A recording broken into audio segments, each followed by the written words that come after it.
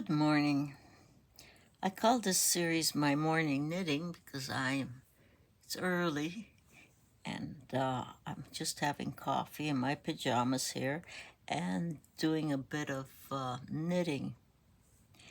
And I try to organize my pictures and how I'm doing it because I'm not so good at editing videos and this and that. I'm just interested in documenting what I'm doing. So next time I go to do this, I will know what I did. So basically, this is what the exercise is. I am making one of these little felted project bags with embellishment. I have knitted the bag, felted it, added these handles, and sewed or embroidered. I don't put it on a hoop or anything, so it's kind of hard. I call it more embellished. Added these little flowers, and it's become my favorite project bag. It's very handy. It travels very well. So here I've made another one, and this is what it looks like before it's felted. And then, so basically, this is what I'm filming, and it's 16 rounds, 8 increases, so I end up with 14 little loops. So that is what this video is about. So let me put that away and show you what yarn I'm using. It's called Slippers and Young Line. It's a chunky, hold on, here we go. It's a chunky one-ply fiber wool that felts very easily. Now, this yarn is 100% wool, mulesing free. Don't even go there. Mulesing is a procedure that they use cruel in Australia on some of the sheep, and I looked it up and it's ugly. So it's good to know that this particular yarn is muesling free.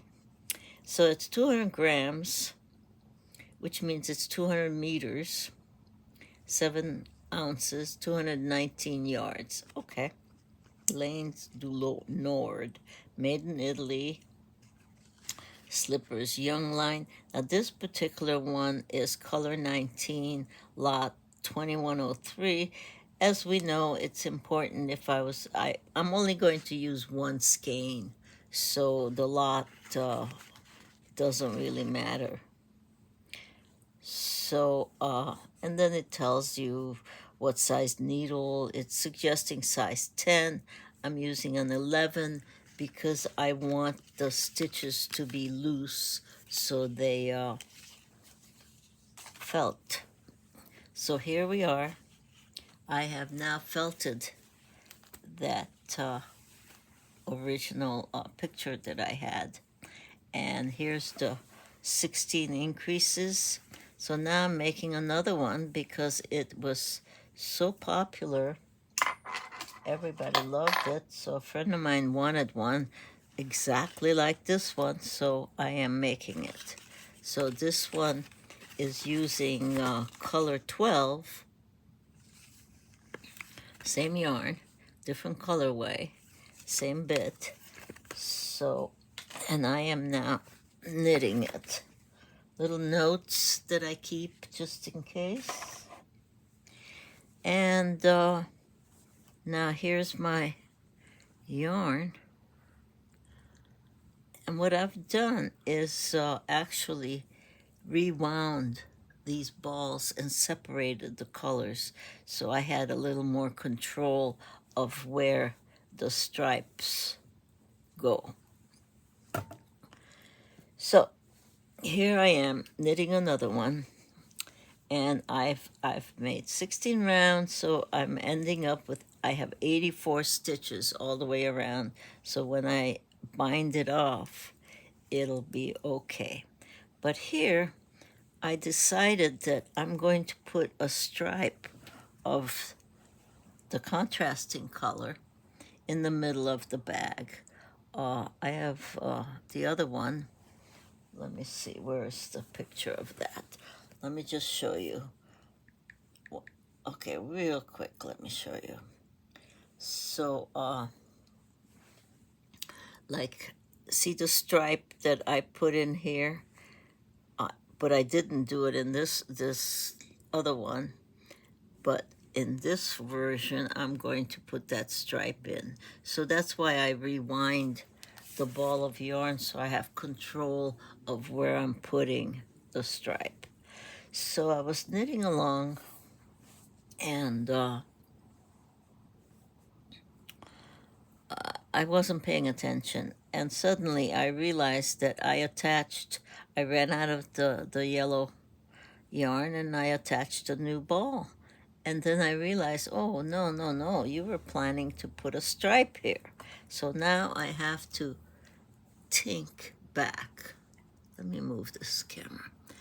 Okay, so tinking back involves sticking my needle tip to tip, so actually unknitting, going back, going back, going back. Sometimes I make mistakes and I have to go back. So one more stitch, go back. Okay. Actually, I have to go past it. So I free up this yarn, this knot that I put in there so cleverly that it's not coming apart. So now I have to go back more so I have enough yarn to tie another knot. So here we go. That's long enough tail. So now I'm going to liberate this yarn that I accidentally used. Once I put the stripe in, I will finish it up with the rest of the yellow yarn. It's just, I wanted the stripe in the middle. It looks nice. So this time, I'm just going to take the contrasting color and simply just tie it with a simple overhand, because later on I'll just weave it in and it will not be a problem. That's all. And start knitting on the stripe. So now I'm going to have 84 stitches. So when I bind off, I will have these little loops. 6 stitches bound off, chain 6, 6 stitches bind off, and I'll have 14 loops. That's the goal. So I'm happily back on track. Now I want to knit, I think, about 5 rounds of this color. So when I come around, I don't want to be counting how many rounds have I done. So I use one of my row counters. I have a whole bunch of them I've made previously. And let's see. Okay, let me just show you these two. I have many different ones, different counts. Okay, this pearl one, this one is 1, 2, 3, 4, 5, 6, 7, 8, 9, 10, and a pearl or a bead. So if I were to put this on my needle here, I know that's round 1, and then I have to run across it, so then that's round 2, and on like that until I reach the bead. So I went, oh yeah, great. So now I realized that this particular row counter is not big enough for a size 11. This is for a smaller needle, so I had to dig around, and so I have one that I made with larger. And this one I'm headed to the banana. So I always have to mark one end, the ending, so I know once I get in the middle, I'm not wondering which way am I going. So I have to know whether I'm coming or going. So here we go. So I will, when I come around here, the beginning, I will put this row counter. I can put it over here. Well, no, I want that at the beginning. So I'm going to knit all the way around. These little bags are just so handy.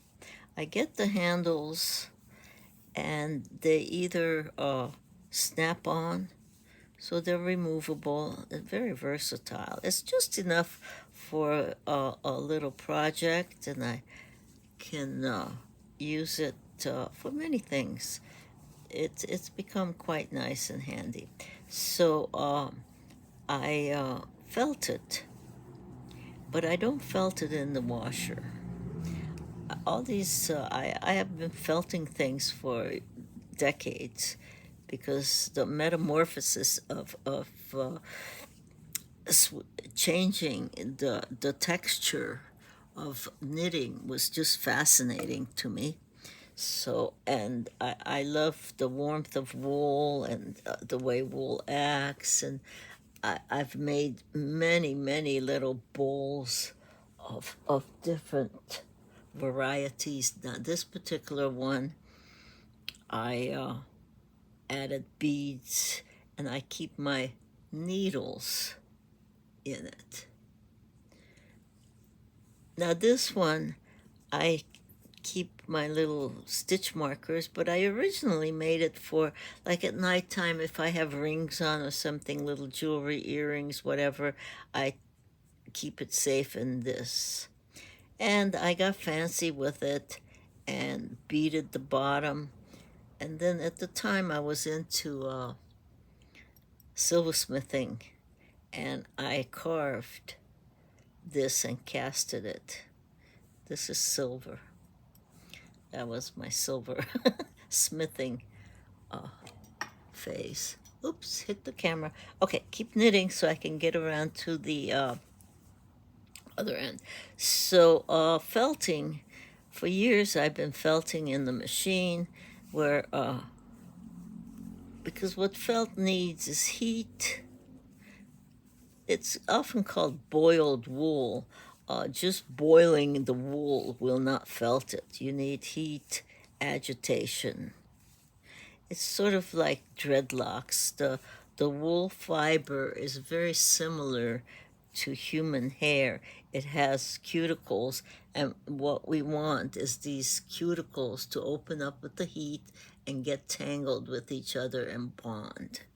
So that's my phone telling me that it's time for me to drink water. I have to remind myself through the day to keep hydrated and drink water, otherwise I forget. And as we all know, we need hydration and water. So thank you, iPhone, every time it goes off like that. Now here's another marker that I was using that I'm going to come across over here, because when I was increasing over here at the bottom, when I started it, I needed to increase every other round. So in order to know which round was an increase, I made this stitch marker, which is simply two different colors tied together. So when I had to increase, it would be on the green, and on the rows where I didn't increase, it was on the pink. So if I put down my knitting and don't have a marked whether this is an increase or having me to look at it and see if I increased, I automatically visually knew that it was either an increase round or just plain round. So here I come to the beginning of the stripe. So now, here we go. So this was round 1, so I am now ready to knit round 2. So round 1 would be the number 1 ring, so round 2 is this. So I'm going to be knitting 10 rounds, I think. But this keeps track of how many rounds I've knitted. I don't have to count the rows. I don't have to have a piece of paper where I'm marking it off. Sometimes I can find the paper, sometimes I can't. I don't have to click. Did I click it or did I not? So this way, counting the rows becomes very, very simple. So now I'm just going to knit 10 of these rounds. So this is a good thing. I will make another video in showing how I make these. They're very simple to make. I have a whole bunch of them as I go along. Sometimes I only want 6 rows, or some of them are 5 round rows, whatever I need for that particular project. And sometimes I couldn't find them, so I made a new one. So over the years, I've accumulated a whole bunch, so now I can just look through and see what I need. And I keep it in this wonderful, wonderful little leather purse, or coin purse, I guess it's called. I got this in Italy. It's wonderful memories. I love to get little gadgets when I'm traveling, because then it just reminds me of that travel. So I have sometimes when I have to take everything off the needle, then I have to actually unravel it, so the yarn becomes curly to knit again. So I'm going to make another video to show you the little trick I have, how to straighten out the wool. Until then, see you next time. Hi there, having great progress with my knitting here. I am running into a bit of a problem, but let me show you first how this row counter works in action. And I'm right up to it. It's sitting on my needle. It's not going anywhere. So I know that I'm headed towards the banana. I started at this end, so I have 1, 2, 3, 4, 5, 6 rounds or rows. And the next one would be the 7th. So I will knit right up to it. This is my marker where I started. So now the next one towards the banana is number 7. And I put that on my needle and continue knitting. However, there's an issue. I don't think I have enough yarn to finish this. There's no way I can do 10 rows, but one more round I think I can squeeze out of here. One rough way to check it is check the circumference of this and measure it 3 times. So that's 1,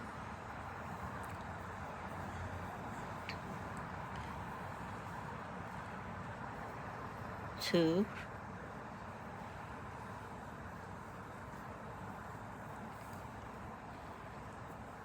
3. I'm going to mark it right here. See how close this exact measurement went. Okay, so I'm going to start knitting. Knit. And now I'm going to talk about how, let me bring you closer to my knitting. I'm going to talk about how I'm going to felt this. When I finish and bind off with bind off 6, chain 6, bind off 6, chain 6. Let me get the example here so I can show you. So it'll be bind off 6, chain 6, bind off 6, chain 6, all the way around. I'll have 14 of these loops, so I can hook whatever I want onto them, the handles. Okay, so the way I'm going to felt this, I mentioned this earlier, that I'm not going to felt in the washer. After years and years of felting, I've realized that I can do it in the dryer just as successfully. First of all, when I'm doing it in my washing machine, I need to protect the washing machine and usually put it in a bag or something, because the fibers that are getting sloughed off may clog up my expensive washing machine. And nowadays, my washing machine is very sensitive. It's got computerized everything. It knows how much water to use. It knows all kinds of stuff.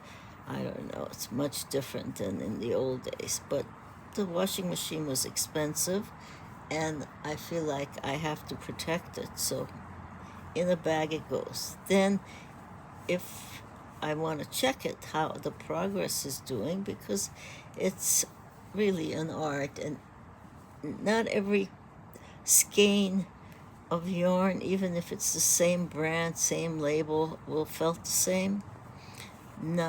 There's too many variables, so it does need to be checked. So in the washing machine, I have to stop the machine, and this modern machine does not like to be stopped. But I stop the machine, fish it out, wring it out, check it out. Oh, it needs more. Put it all back and do that several times. So I didn't like the method. So all of a sudden, I realized that if I just wet, so I will put this whole entire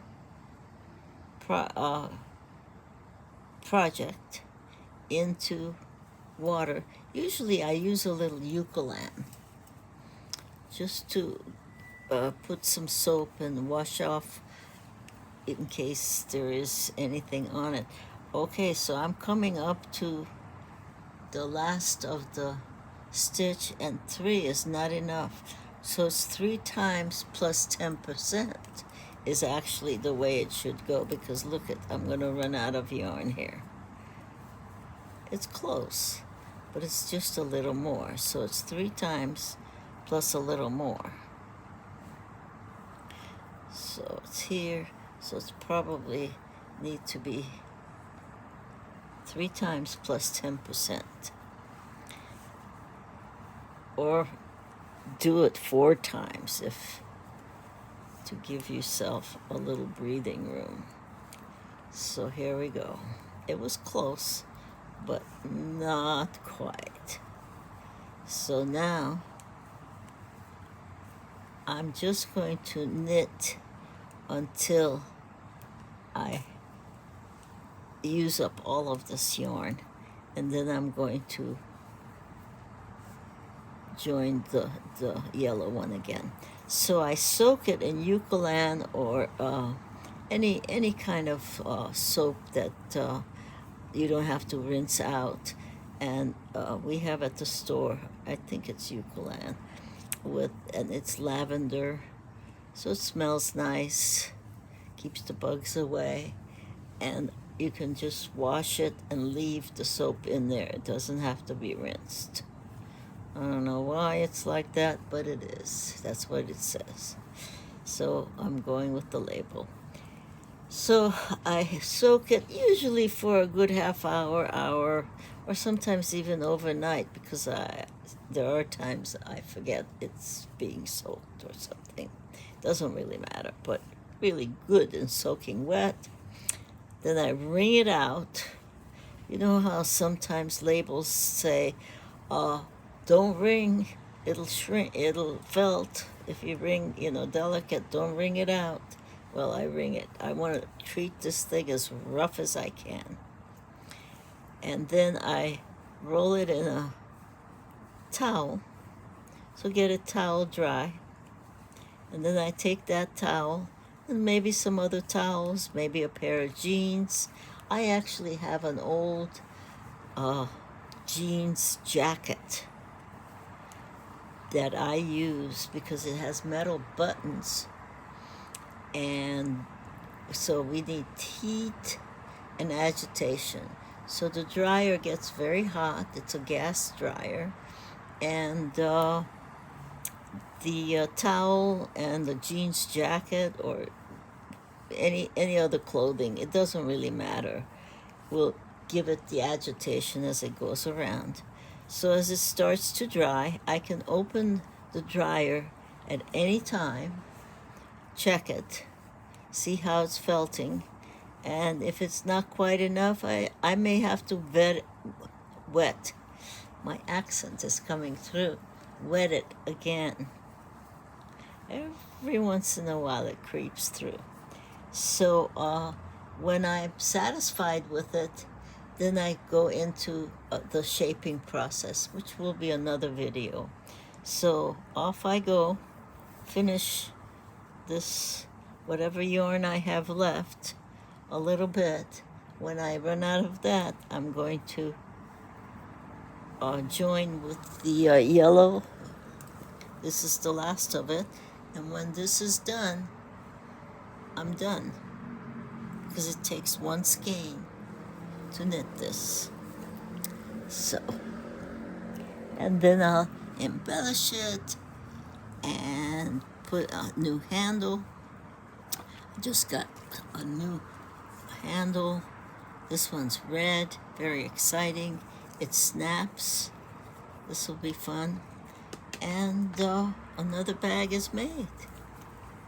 So happy knitting. See you next time.